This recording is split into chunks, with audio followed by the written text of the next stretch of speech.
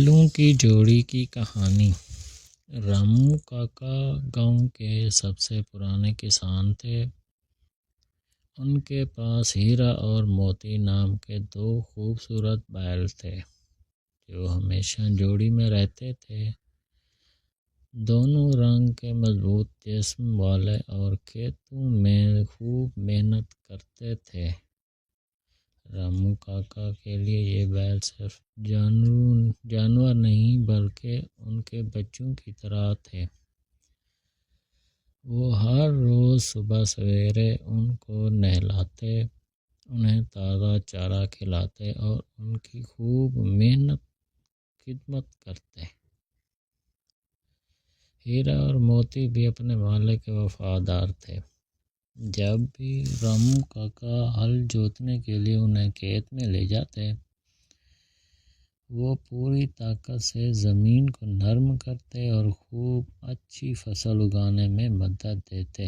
گاؤں کے دوسرے کسان بھی ان کی محنت کو دیکھ کر حیران ہوتے اور کہتے، رامو کاکا، آپ کے بیل تو کسی خزانے سے کم نہیں۔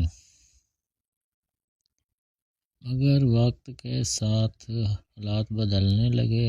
شہر سے نئی مشینیں اور ٹریکٹر گاؤں میں آنے لگے جو بیلوں سے زیادہ تیز کام کرتے تھے۔ کچھ کسانوں نے اپنے بیل بیچ کر ٹریکٹر خرید لیے۔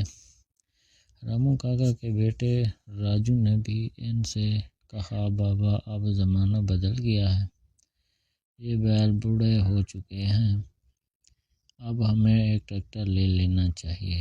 رامو کاکا نے پہلے تو منع کر دیا مگر پھر سوچنے لگے کہ شاید راجو ٹھیک ہی کہہ رہا ہے۔ اگلے دن وہ بیلوں کو بیچنے کے لیے بازار لے جانے کا ارادہ کر بیٹھے۔ جب وہ انہیں لے کر گاؤں کے باہر پہنچے تو پورا گاؤں اکٹھا ہو گیا۔ سب حیرانی سے پوچھنے لگے، رامو کاکا، آپ ہیرا اور موتی کو کیوں بیچ رہے ہیں؟ رامو کاکا نے آہ بھری اور کہا، اب ان کی ضرورت نہیں رہی، سب ٹریکٹر استعمال کر رہے ہیں، ہم بھی جدید زمانے کے ساتھ چلیں گے۔ یہ سن کر گاؤں کے بزرگ رام چند چاچا آگے بڑھے اور بولے، رامو کاکا، یہ بیل صرف کام کے لیے نہیں، یہ آپ کے خاندان کا حصہ ہے، کیا آپ اپنے کسی بچے کو بیچ سکتے ہیں؟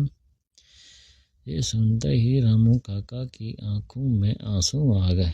انہوں نے پیار سے ہیرا اور موتی کے سروں پر ہاتھ پھیرا اور کہا، نہیں، میں انہیں کبھی نہیں چھوڑ سکتا۔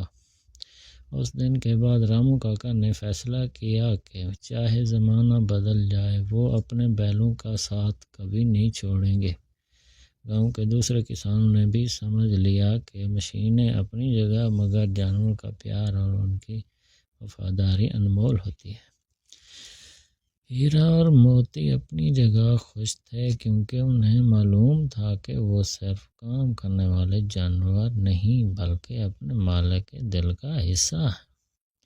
نتیجہ، بعض رشتے صرف فائدے یا ضرورت کے لیے نہیں ہوتے بلکہ محبت اور وفاداری سے جڑے ہوتے ہیں۔